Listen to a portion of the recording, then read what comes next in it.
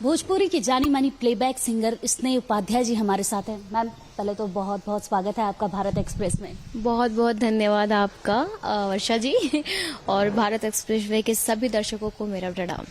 सबसे पहला सवाल, आप इतनी कम उम्र की हैं और इतना ज्यादा फेमस, इतनी ज्यादा ऑडियंस आपको पसंद करती है, क्यों? आखिर क्या चीज है आप में?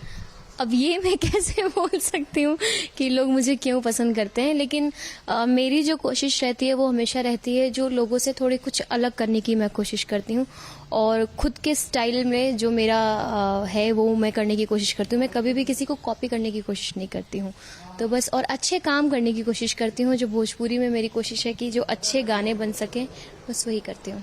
अच्छा, अभी आपकी उम्र बहुत ही छोटी है और इतना सारा फेम आपके पास है, तो कहीं ना कहीं डर भी लगता है और बहुत सारी चीजें होती हैं मन में, तो क्या आपके साथ रहा?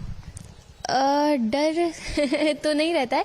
मैं हमेशा कभी भी किसी भी चीज़ को लेके मैं ना बहुत पॉजिटिव रहती हूँ। मैं कभी निगेटिव सोचती नहीं हूँ और मैं ना जैसी अंदर से हूँ मैं वैसे ही बाहर से भी रहती हूँ। तो मुझे किसी चीज़ का डर कभी नहीं रहता है और मैं किसी के भी साथ रहूँ, चाहे मैं अपने फैंस के साथ हूँ, चाहे वो मैं अपनी फैमिली के साथ हूँ, मैं हमेशा से ना एक फेस लेके चलती हूँ, डबल फेस लेके नहीं चलती हूँ। डरते वो लोग हैं ना जिनके दो चेहरे होते हैं, दो फेस होता है। स्ट्रगल कैसा रहा है आपका अभी तक का?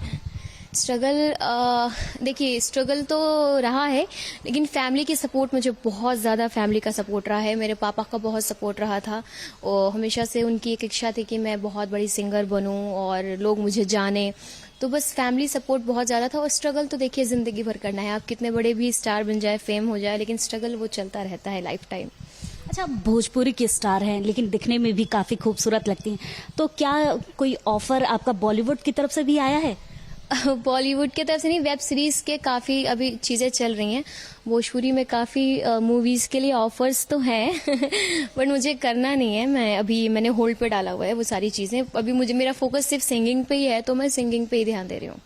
अच्छा, सिंगिंग की तैयारी कब से आपने की, क्या सोच के? क्योंकि कहते हैं कि सरस्वती जब गले में वास करती हैं तो काफी कुछ अलग होता है, तो सोचा कब से था कि सिंगिंग ही करनी है मुझे? वो बचपन से ही था, मतलब अब मुझे तो नहीं पता, लेकिन मम्मी पापा कहते थे। अगल बगल माहौल था संगीत का, मतलब कुछ लोग सीखते थे, तो मैं भी ऐसे वो रोल करने के लिए कॉम आता है ना, वो कंघी होती है रोल करने वाली, तो आई वाज लाइक मैं लेके और शीशे के सामने खड़े होके मैं ऐसे ऐसा गाने लगती थी। तो फर्स्ट टाइम मेरे पापा ने देखा, मम्मी को दिखाया कि ये देखो गा रही है कुछ, मतलब इसको सिंगिंग का इंटरेस्ट है। तो उन लोगों ने फिर वहाँ से ही पहचाना कि मुझे सिंगिंग में इंटरेस्ट है। फिर मैं जब थोड़ी बड़ी हुई तो मैंने गिफ्ट में हारमोनियम मांग लिया, फिर सिलसिला चालू है 3 साल की, 4 साल की उम्र से ही। अच्छा, क्योंकि आप सिंगिंग के साथ साथ इस समय आपकी रील्स बहुत फेमस हो रही हैं, तो उसके लिए कुछ टिप्स ऑडियंस को कि क्या आप खास करती हैं रील्स के लिए? मैं ऐसा कुछ खास नहीं करती हूँ। मैंने आपके इंटरव्यू की पहले ही शुरुआत में मैंने बोल दिया, मैं कोई भी दिखावटी चीज और बनावटीपन कभी नहीं करती हूँ। मैं जो हूँ मैं बस वही रियल चीजें करती हूँ, तो वही लोगों को पसंद आ जाता है। तो आप जो हैं वही बनिए, दिखावट मत करिए। ये तो सही बात है, दिखावट नहीं करनी चाहिए। लेकिन एक चीज मैं आपसे पूछना चाहूंगी कि देखिए, क्योंकि आप भोजपुरी के गाने गाती हैं, आप हिंदी सॉन्ग भी गाती हैं, तो हिंदी सॉन्ग्स के लिए कहीं आपको ऑफर बड़ी ट्रेंड के लिए? बातें चल रही हैं, मतलब ऑफर्स बीच में आए थे, लेकिन कुछ चीज़ों की वजह से वो हो नहीं पाई चीज़ें, बट ऑलरेडी चल रहा है। और आज का मुझे लगता है ना, चीज़ें बहुत बदल गई हैं। आज खुद की मार्केटिंग खुद ही करनी पड़ती है आपको, और सोशल मीडिया और डिजिटल मार्केटिंग ऐसी चीज़ें हो गई है ना जहाँ पे आप डायरेक्ट अब ऑडियंस से कनेक्ट हो जाते हो। तो बस उस पर ही अभी चल रही हैं चीज़ें, वहाँ से ही बहुत सारे लोग देख लेते हैं। तो माता रानी ने चाहा तो वो भी कुछ बहुत बड़ा आ जाएगा अगर लोगों का प्यार रहा तो। आप राजधानी लखनऊ में, कैसा लगता है आपको लखनऊ? बहुत अच्छा लगता है ऑफ कोर्स क्योंकि क्या ना, मैं यूपी और बिहार का ऐसे मिश्रण हूँ तो इस वजह से जब भी यूपी बिहार में, वैसे मुंबई में ही रहती हूँ, बट जब भी यूपी बिहार में कहीं भी जाए, सिर्फ लखनऊ नहीं, कहीं भी यूपी बिहार में जाने की बात होती है तो बहुत खुशी मिलती है। अच्छा, स्नेह का खुद का एम एक सिंगर बनना, और उसके अलावा क्या चीज अभी रह गई है स्नेह की लाइफ में कि वो करना चाहती हैं? देखिए वर्षा जी, आदमी की इच्छाएं कभी खत्म नहीं होती हैं। आप कुछ चाहोगे वो पूरा हो जाएगा, फिर इच्छा हो जाएगी अरे ये भी हो जाए, ये भी हो जाए। तो ऐसे ही सबकी इच्छा होती है। मेरे भी बहुत सारी ऐसे ख्वाब हैं जो मैंने देखे हैं, और धीरे धीरे माता रानी की कृपा से मैं सारी चीज़ें पूरी भी हो रही हैं। पापा का सपना था सिंगर बने, लोग जाने, तो वो चीज़ें हो रही हैं। ऐसे ही बहुत सारी इच्छाएं हैं मेरी, जो मैं बताऊंगी नहीं, बस जब पूरा हो जाएगा तो आप लोगों को दिखा दूंगी।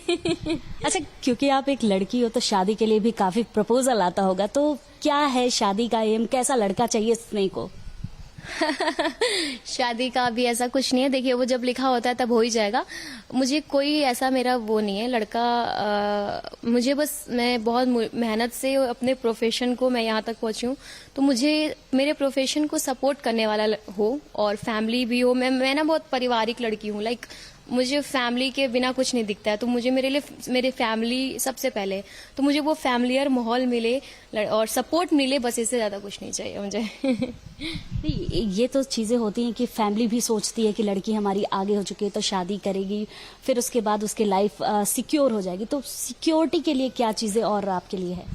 सिक्योरिटी ऐसा मैंने कभी सोचा नहीं। पहली बात, अभी शादी वादी का कुछ ख्याल आया नहीं है मन में, और आया भी है तो मुझे बस एक ही चीज रहती है, लड़का कैसा भी हो मैं खुद कमा लूंगी।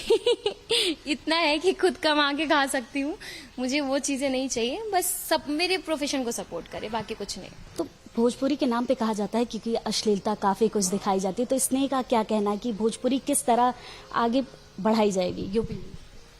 देखिए, अश्लीलता के खिलाफ ऑलरेडी मैं हर इंटरव्यूज में बोलती हूँ, चीजें बोलती हूँ, और मैं कोई नहीं होती हूँ लोगों को जज करने वाली। पहली बात तो ये। दूसरी बात कि मैं अश्लीलता के खिलाफ रहती हूँ, मैं अश्लील चीजों को प्रमोट नहीं करती हूँ, ना मैं वैसे गाने गाती हूँ। मेरे गाने जो भी सुनेंगे आप, सब साफ सुथरे होते हैं, पारिवारिक होते हैं, लोगों के बीच में आप सुन सकते हैं। तो एक स्नेह उपाध्याय मिल के सबको ठीक नहीं कर सकती हैं, ठीक है? ये सारे लोगों को सोचना पड़ेगा। और मैं कभी भी किसी आर्टिस्ट के ऊपर उंगली नहीं उठाती हूँ। मैं इसलिए नहीं उंगली उठाती हूँ क्योंकि ये जो ऑडियंस है, बढ़ावा आप देते हैं बनाने के लिए। जब जिस दिन आप लोग, जितने हमारी ऑडियंस है ना, जिस दिन वो आगे आ जाएंगे ना कि हम ऐसे गाने को बजने ही नहीं देंगे, तो शायद उस दिन से ना बनने भी बंद हो जाएंगे। ये सारा श्रेय आप लोग दे रहे हैं। आप लोग सुनना बंद कर दीजिए, बनने बंद हो जाएंगे। मैं हमेशा बोलती हूँ, कोई भी इस इंडस्ट्री में पैसे कमाने के लिए आया है, एक से एक भोजपुरी में गाने आप उनको व्यूज नहीं देते हैं। जो फालतू गाने होते हैं आप उनको एकदम मिलियंस में व्यूज दे देते हैं, तो जाहिर सी बात है उससे उनका मनोबल बढ़ता है, उससे उनको पैसे मिलते हैं। तो क्यों नहीं करेंगे? वो जरूर करेंगे। पैसे कमाने के लिए इंडस्ट्री में आए हैं तो वो लोग करेंगे। तो सारा गलती हमारे दर्शकों का है। बिल्कुल सही बात। तो ये थी स्नेह उपाध्याय, जिन्होंने बताया कि भोजपुरी इंडस्ट्री में अश्लीलता केवल ऑडियंस की वजह से ही आती है, क्योंकि अगर ऑडियंस जो कुछ देखना चाहती है वही हम दिखाते हैं। कैमरामैन अरशद के साथ मैं वर्षा शाही, भारत एक्सप्रेस, लखनऊ।